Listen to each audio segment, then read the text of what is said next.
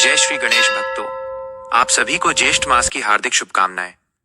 आज हम आपको सुनाने जा रहे हैं गणेश चतुर्थी व्रत और संकट चौथ माता की एक अद्भुत और चमत्कारी कथा। ये कथा केवल एक कहानी नहीं है, बल्कि इसमें छुपा है भक्ति का वो रहस्य जिससे असंभव भी संभव हो जाता है। इस कथा में आप जानेंगे भक्ति में कितनी शक्ति होती है और कैसे गणेश भगवान और चौथ माता ने अपने सच्चे भक्त की हर संकट से रक्षा की। तो इस कथा को ध्यान से अंत तक जरूर सुनिए। आइए सुनते हैं इस पावन और चमत्कारी कथा को। बहुत समय पहले एक गांव में एक ऐसी बहू रहती थी जिसकी एक बात ने पूरे गांव को सोचने पर मजबूर कर दिया।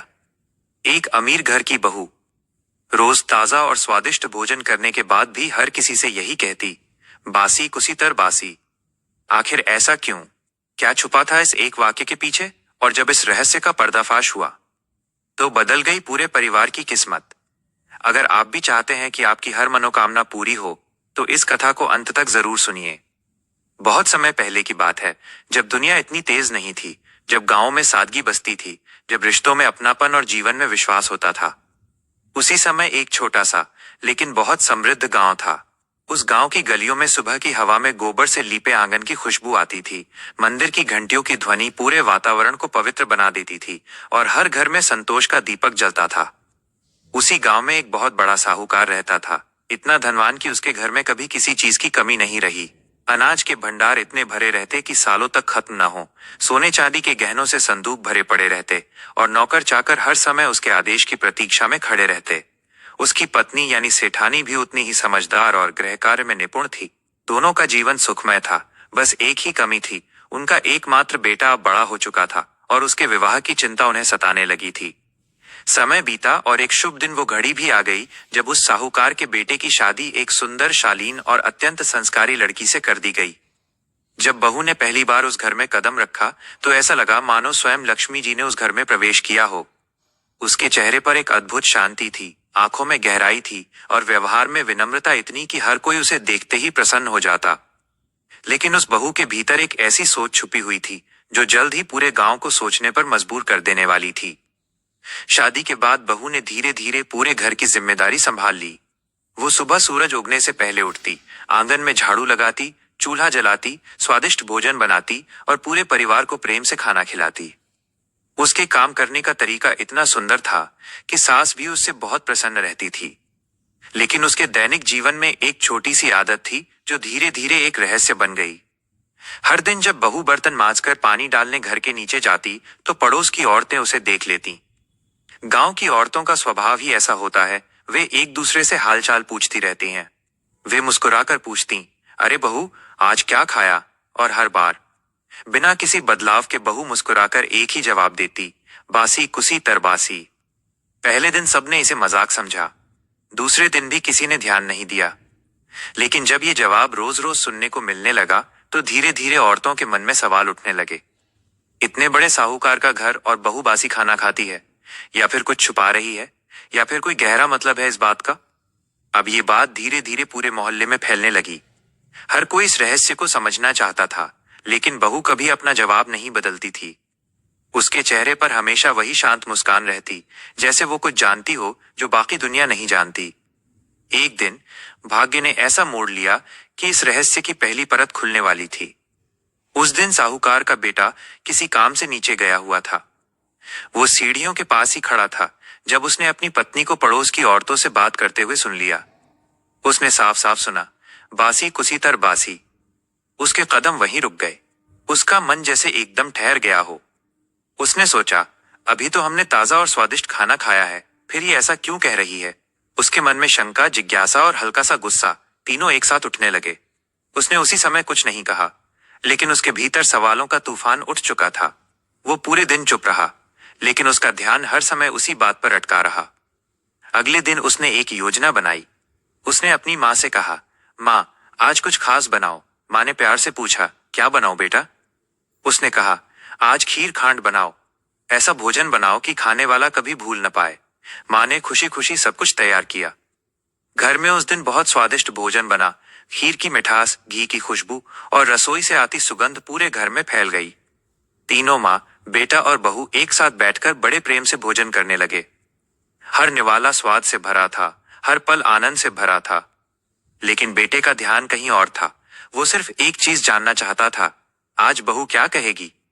भोजन समाप्त हुआ। बहू हमेशा की तरह बर्तन लेकर नीचे गई। बेटा चुपके से उसके पीछे पीछे गया और एक कोने में खड़ा हो गया। पड़ोस की औरतों ने फिर वही सवाल किया, बहू आज क्या खाया? और बहू ने बिना एक पल रुके वही जवाब दिया, बासी कुसी तरबासी। इस बार बेटे का धैर्य टूट गया। उसके मन में गुस्सा भर गया। आज तो मैंने खुद देखा है, इतना स्वादिष्ट भोजन किया, फिर भी ये झूठ क्यों बोल रही है? उसका मन अब सच्चाई जानने के लिए बेचैन हो गया था। उसने तय कर लिया, आज रात वो इस रहस्य का अंत करके रहेगा। रात धीरे धीरे गहराने लगी। घर में सन्नाटा छा गया। सब अपने अपने कमरों में चले गए। लेकिन उस रात साहूकार का बेटा सो नहीं पा रहा था। उसके मन में बार बार वही सवाल घूम रहा था। जब उसकी पत्नी कमरे में आई तो उसने गंभीर आवाज में कहा, मुझे तुमसे एक बात पूछनी है।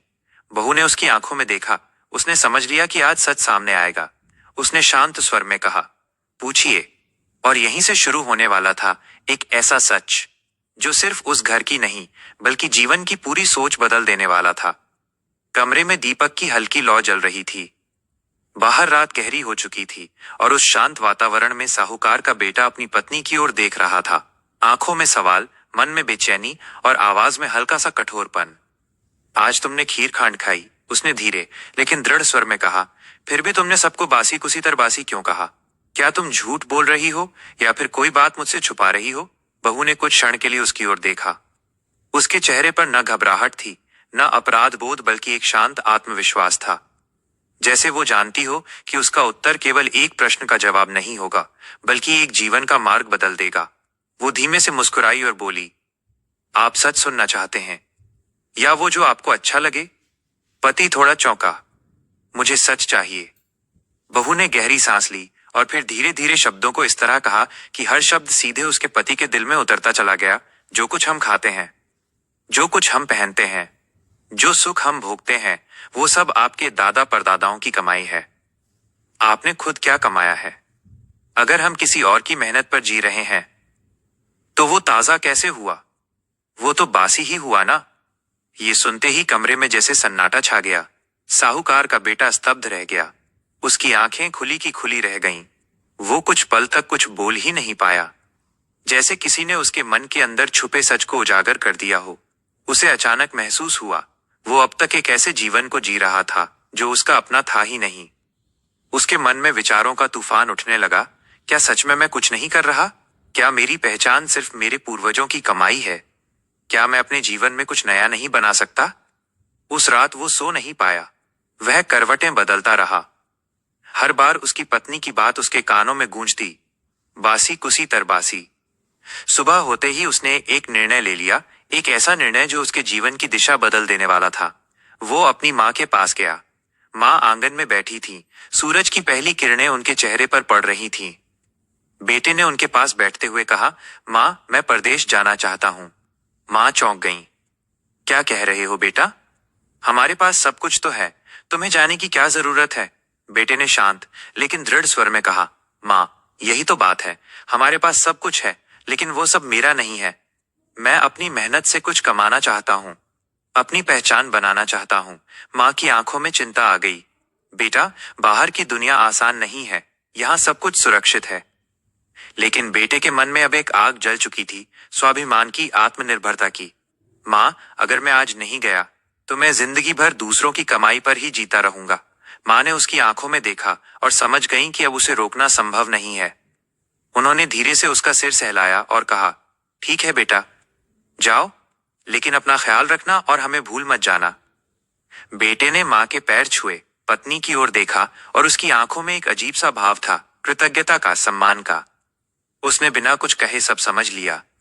कुछ ही देर बाद वो घर से निकल पड़ा, एक नए सफर की ओर, एक नई पहचान की तलाश में। लंबा रास्ता, अनजान मंजिल, लेकिन मन में दृढ़ निश्चय। कई दिनों की यात्रा के बाद वो एक बड़े नगर में पहुंचा। वहां की चहल पहल उसके गांव से बिल्कुल अलग थी। ऊंची ऊंची हवेलियां, भीड़ भाड़ वाली गलियां और हर ओर व्यापार का शोर। वो काम की तलाश में इधर उधर भटकने लगा। कई जगहों पर उसने कोशिश की, लेकिन हर जगह उसे ठुकरा दिया गया।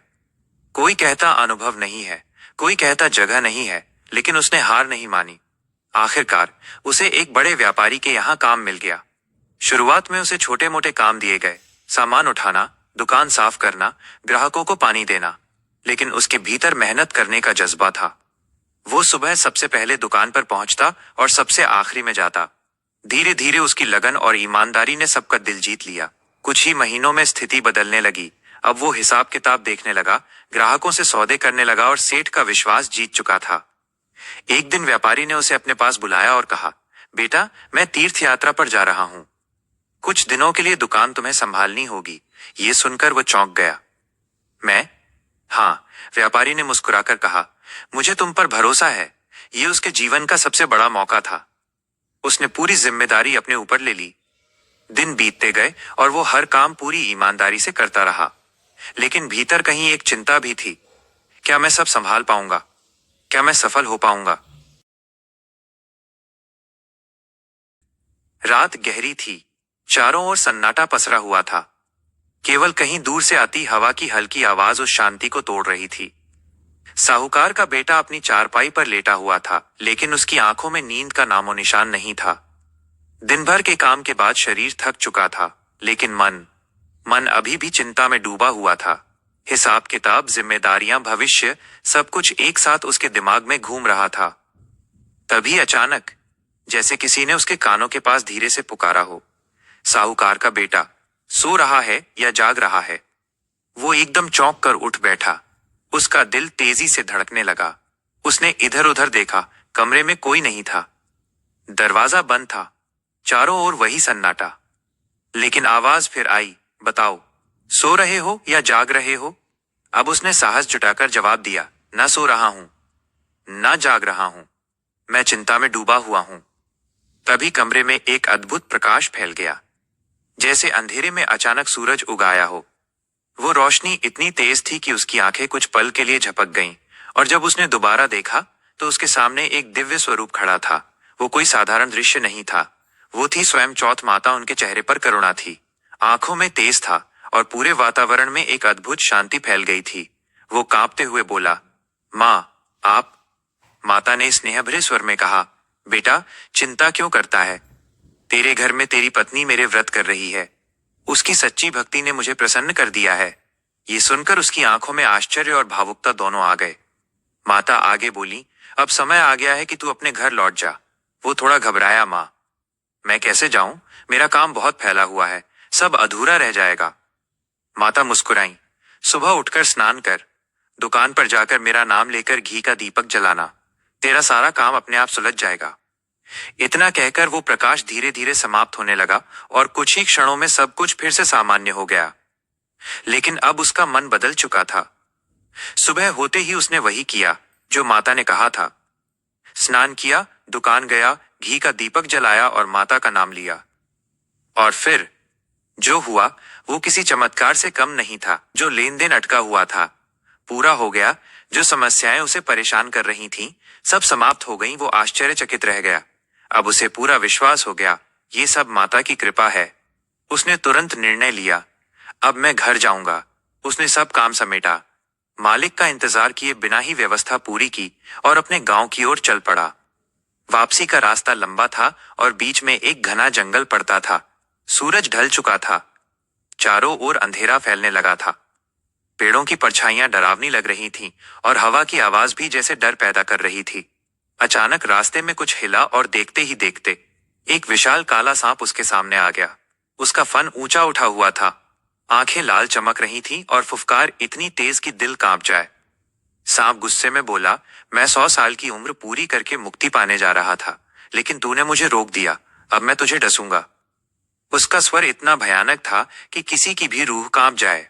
साहूकार का बेटा डर गया, लेकिन उसने हिम्मत जुटाई और बोला, मुझे एक मौका दे दो। मैं 12 साल बाद अपने घर जा रहा हूं। पहले मुझे अपनी माँ और पत्नी से मिल लेने दो, फिर तुम मुझे डस लेना। सांप कुछ पल सोचता रहा, फिर बोला, ठीक है, लेकिन तू बच नहीं पाएगा। अब साहूकार के बेटे ने कहा, मैं घर जाकर अपनी पत्नी की चोटी नीचे लटका दूंगा, तू उस पर चढ़कर आ जाना। सांप ने हामी भर दी और धीरे धीरे अंधेरे में गायब हो गया। अब वो तेजी से अपने घर की ओर बढ़ने लगा। लेकिन उसके मन में एक ही बात थी, क्या मैं सच में बच पाऊंगा? हर कदम के साथ उसका डर बढ़ता जा रहा था। आखिरकार वो घर पहुंच गया। माँ उसे देखकर खुश हो गई, लेकिन बेटे के चेहरे पर चिंता साफ झलक रही थी। वो कुछ बोल नहीं रहा था। उसकी पत्नी ने तुरंत समझ लिया, कुछ तो बहुत बड़ा हुआ है। उसने धीरे धीरे अपने पति से सारी बात पूछी और जब उसे सच्चाई पता चली तो उसके चेहरे पर डर नहीं, बल्कि एक दृढ़ता दिखाई दी। उसने मन ही मन कहा, मुझे अपने पति को बचाना है और ये काम मैं जरूर करूंगी। और अब शुरू होने वाली थी एक ऐसी योजना जिसमें बुद्धि, भक्ति और साहस तीनों का संगम था। रात धीरे धीरे गहराने लगी थी। आकाश में चांद बादलों के पीछे छुपता उभरता जा रहा था। हवा में एक अजीब सी बेचैनी थी, जैसे आने वाली घटना का संकेत दे रही हो। घर के अंदर सब कुछ सामान्य दिख रहा था, लेकिन उस घर के एक कमरे में डर, चिंता और दृढ़ संकल्प तीनों एक साथ मौजूद थे। साहूकार का बेटा चारपाई पर बैठा था। उसके चेहरे पर भय साफ झलक रहा था। आज रात वही सांप आएगा और मुझे डस लेगा।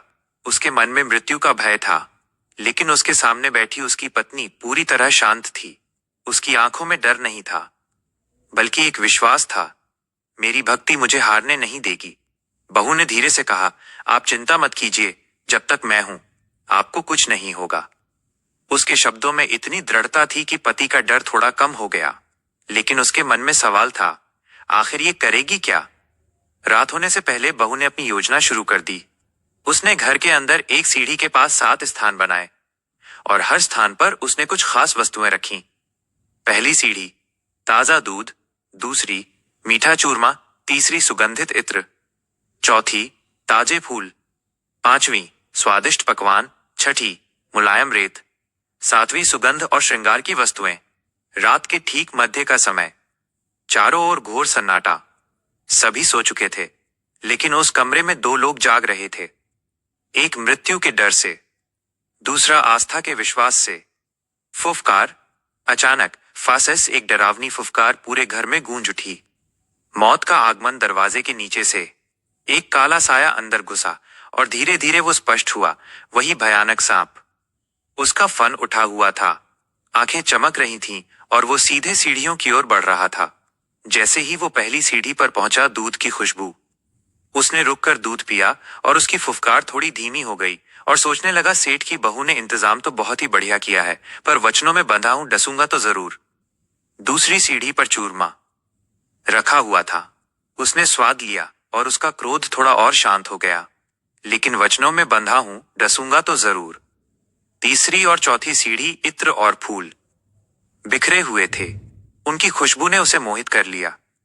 सोचने लगा, सेठ की बहू ने तैयारी तो बहुत ही बढ़िया की है, पर वचनों में बंधा हूं, डसूंगा तो जरूर। पांचवी सीढ़ी पर स्वादिष्ट पकवान थे। पकवान खाने के बाद सोचने लगा, सेठ की बहू ने इंतजाम तो बहुत ही बढ़िया किया है, पर वचनों में बंधा हूं, डसूंगा तो जरूर। छठी सीढ़ी पर मुलायम रेत बिछा हुआ था। सांप ने लोट मारी और सोचने लगा, सेठ की बहू ने इंतजाम तो बहुत ही बढ़िया किया है, पर वचनों में बंधा हूं, डसूंगा तो जरूर। हर सीढ़ी पर रुकते रुकते उसका गुस्सा कम होता गया, उसका मन शांत होता गया। लेकिन अब वो अंतिम सीढ़ी तक पहुंच चुका था, लेकिन उसने वचन दिया था और उसे निभाना था। उधर दिव्य लोक में चौथ माता ने ये सब देखा और सोचा, अगर आज मैंने अपने भक्त की रक्षा नहीं की तो भक्ति पर से विश्वास उठ जाएगा। अचानक माता स्वयं तलवार बन गई और विनायक जी ढाल बन गए। जैसे ही सांप ने वार किया, तलवार चमकी, ढाल सामने आई और एक ही क्षण में सांप का अंत हो गया। कमरे में शांति छा गई। साहूकार का बेटा अभी भी जाग रहा था। उसे नींद नहीं आ रही थी। जैसे ही खतरा टला, उसका डर खत्म हो गया, उसका दिल हल्का हो गया। उसने अपनी पत्नी को जगाया। हम बच गए डर के बाद। दोनों ने चौपड़ खेलना शुरू कर दिया, मानो कुछ हुआ ही ना हो। सुबह की पहली किरण आंगन में उतर रही थी, लेकिन उस घर में शांति नहीं, बल्कि हलचल और घबराहट थी। सुबह जब देर तक दरवाजा नहीं खुला, मां घबरा गई। वो अंदर आई और जो देखा, रात का वो भयानक दृश्य, चारों ओर फैला खून, बंद दरवाजा और भीतर से कोई आवाज ना आना। इन सब ने सास का दिल दहला दिया था। वो बार बार दरवाजा खटखटा रही थी। बेटा, दरवाजा खोलो। बहू, तुम ठीक हो ना? उसकी आवाज में डर था, ममता थी और एक अनजाना भय भी। चारों तरफ खून ही खून। वो रोने लगी, मेरे बच्चे, मेरे बच्चे। तभी अंदर से आवाज आई, माँ, हम ठीक हैं। दरवाजा खोला गया, लेकिन उससे पहले बहू ने कहा, माँ जी, पहले यहाँ की सफाई करवा दीजिए। सास ने तुरंत नौकरों को बुलाया। सफाई हुई और फिर धीरे धीरे दरवाजा खुला। सामने जो दृश्य था, बेटा और बहू दोनों सुरक्षित खड़े थे। उनके चेहरे पर शांति थी, जैसे कुछ हुआ ही न हो। लेकिन कमरे में एक कोने में मरा हुआ सांप पड़ा था। सास ने तुरंत पूछा, ये सब क्या हुआ? तुम दोनों ठीक कैसे हो? और ये सांप यहाँ कैसे आया? बेटे ने शांत स्वर में कहा, माँ, पहले आप एक बात बताइए, मेरे पीछे से इस घर में कोई धर्म कर्म हुआ था क्या? माँ ने तुरंत कहा, नहीं बेटा, ऐसा कुछ नहीं हुआ। तभी बहू ने धीरे से कहा, माँ जी, मैंने किया है। माँ चौंक गई, तूने? क्या किया तूने? बहू ने सिर झुकाकर कहा, मैं हर महीने एक दिन चौथ माता का व्रत रखती थी। माँ ने कहा, लेकिन तू तो 4 बार खाना खाती थी। बहू ने धीरे धीरे समझाया, माँ जी, मैं 4 हिस्से करती थी। पहला हिस्सा पानी भरने वाली स्त्री को दे देती थी। दूसरा गाय के बछड़े को खिलाती थी। तीसरा जमीन में गाड़ देती थी। चौथा पूजा करके चांद देखकर खाती थी। सास को अभी भी विश्वास नहीं हो रहा था। उसने सोचा, चलकर खुद देखती हूँ। पहला प्रमाण वो पानी भरने वाली के पास गई। उसने कहा, हाँ, आपकी बहू मुझे हर महीने एक दिन खाना देती थी। दूसरा चमत्कार, फिर वो गाय के बछड़े के पास गई और जो उसने देखा, बछड़े के मुंह से फूल गिर रहे थे। तीसरा चमत्कार, फिर उसने जमीन खोदी और जो सामने आया, रोटियां सोने के सिक्कों में बदल चुकी थीं। चौथा प्रमाण, फिर वो बनिए के पास गई। उसने भी कहा, हाँ, आपकी बहू हर महीने घी और गुड़ ले जाती थी। अब सास की आंखों में आंसू आ गए। मैंने इसे कभी समझा ही नहीं। ये तो साक्षात लक्ष्मी है। वो घर आई और बहू को गले लगा लिया। बेटी, तूने इस घर को बचा लिया। बहू ने कहा, माँ जी, अब मुझे वैशाख चौथ का उद्यापन करना है। दोनों ने मिलकर विधि विधान से पूजा की दीप जलाए, कथा सुनी, दान किया। पूरा गांव इस उत्सव का साक्षी बना। अंतिम विधान, उद्यापन और खुशहाली की चौथ आई। तब सास और बहू ने मिलकर भव्य उद्यापन किया। 1.25 सेर का चूरमा बनाया गया। सुहागिन स्त्रियों को भोजन कराकर उन्हें सुहाग की सामग्री भेंट की गई। पूरी रात माता के भजन और कीर्तन हुए। उस दिन के बाद घर में कभी संकट नहीं आया। धन धान्य बढ़ता गया। परिवार सुखी और समृद्ध हो गया। हे चौथ माता, जैसे आपने उस बहू की रक्षा की, वैसे ही सभी भक्तों की रक्षा करें। बिछड़ों को मिलाएं, दुखों को दूर करें और सबकी मनोकामनाएं पूर्ण करें। जो भी इस कथा को श्रद्धा से सुनता है, उसके जीवन में सुख, शांति और समृद्धि आती है और उसे अखंड सौभाग्य का आशीर्वाद मिलता है। बोलो चौथ माता की जय। गणेश भगवान की जय। रिद्धि सिद्धि के दाता की जय। चौथ माता के दरबार की जय।